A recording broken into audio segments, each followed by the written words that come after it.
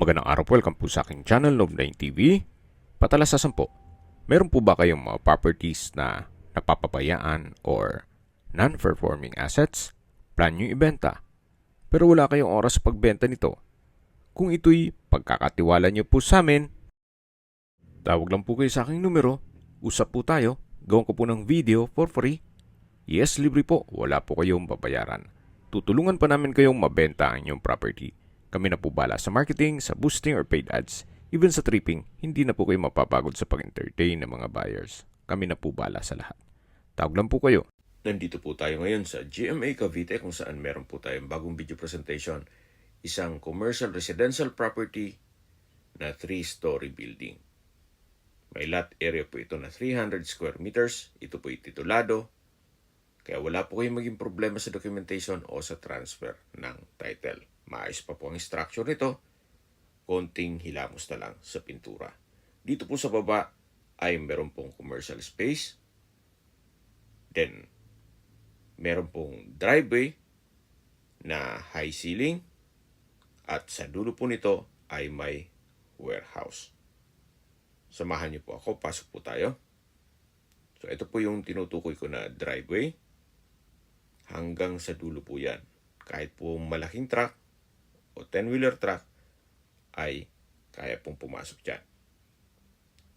Then dito po sa side na to ay meron pong mga rooms, may office na possible din na paupahan nyo once na ma-acquire nyo ito. Ang kagandahan po dito sa property, ito'y owner's built kaya hindi po tinipid. Then naka-design to para sa 4-story na kung saan may roof deck po sa taas na pwede pong gawing events place. Yan po yung mga rooms na yung isang kwarto ay ginawang office, yung sa dulo ay commercial space, at yung iba naman ay ginawang stock rooms. So ito po yung dulong parte nitong building na kung saan napakalaki pa po ng espasyo nito. At sa likod po nito ay yung main road na connecting bypass road. GMA Dasmariñas Bypass Road. Ito po yung tinutukoy ko na likod nitong building kung saan possible din po itong mabuksan at lagyan ng commercial space. Ito naman po yung tinutukoy ko na GMA Dasmariñas Bypass Road na connecting sa ibang parte ng Cavite.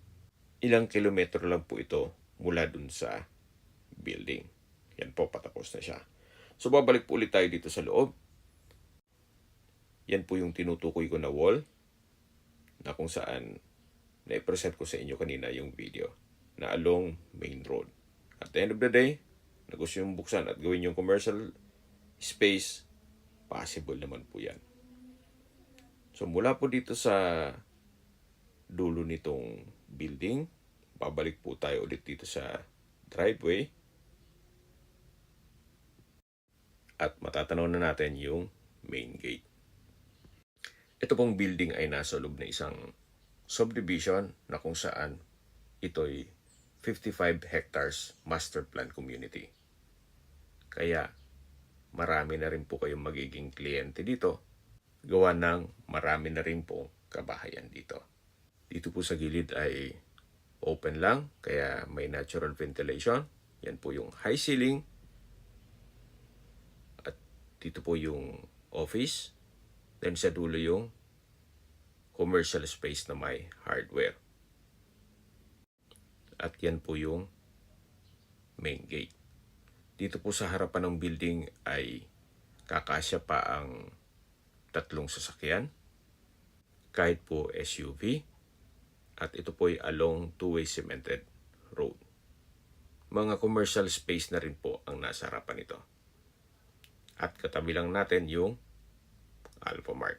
Dito po sa second floor ay meron po itong 7 units na apartment. Then itong hagdan ay naka-concrete staircase. Samahan niyo po ako, akyat po tayo. So mula po dito, yan po yung mga apartment. 7 units po yan. Each apartment has 1 bedroom and toilet and bath. At paumanhin po kung hindi natin mapapasok, gawa ng okupado po lahat. Kumbaga privacy po sa mga nangungupahan. Mula po dito hanggang sa dulo po yan. Ang kagandahan po dito sa apartment business, ito po i-fix ang income nyo. At syempre, kahit ipamana nyo pa sa inyong mga anak o apo, basta ito'y well-maintained, tuloy-tuloy po ang income dito. Nandito na po tayo sa dulong parte nitong hallway kung saan matatanaw na natin yung last unit na apartment. Yan po, tunghayin nyo po. Bago tayo tumaas sa 3rd floor na kung saan meron pong roof deck doon at pwedeng gawing events place. Yan, matatanaw na natin yung hagdan. Papunta po yan sa 3rd floor. At yan naman po yung way papaba na. At dito naman po yung 1st and 2nd unit. Hanggang sa dulo po yan. So, akyat po tayo para check natin yung roof deck. Hanggang dito po, ito pong staircase ay konkreto. Then, meron pong metal railing.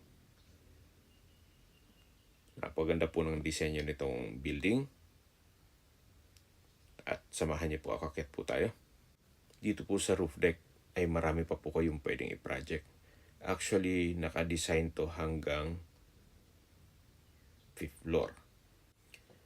Ito po yung tinutukoy ka na pwedeng gawing events place.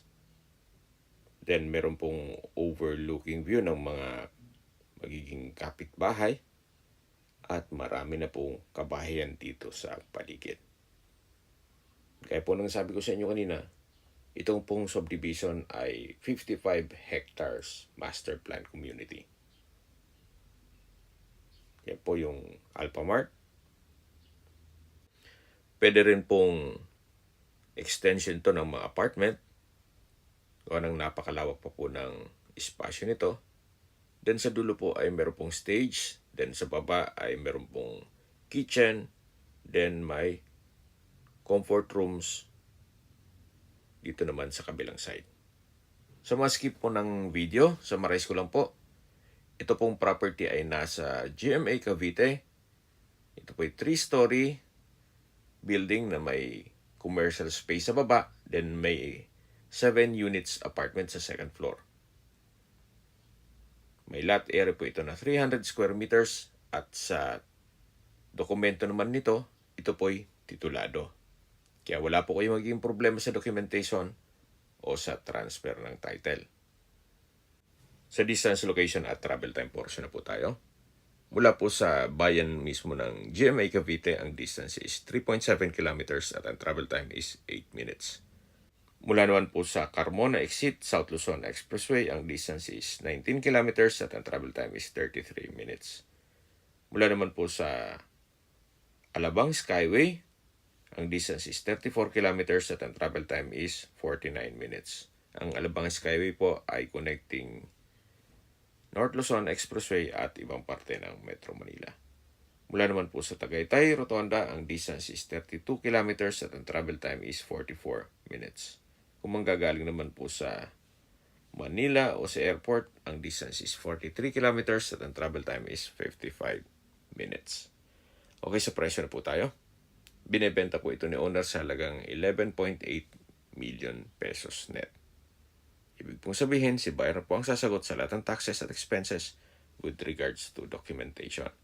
Fair deal na rin po ito, gawa ng sa laki po nitong building at sobrang mahal po ng materialis ngayon o construction cost, mukhang hindi po aabot ang 11.8 million pesos sa pagpapatayo ng ganitong kalaking building at bibili ka pa ng lote o lupa.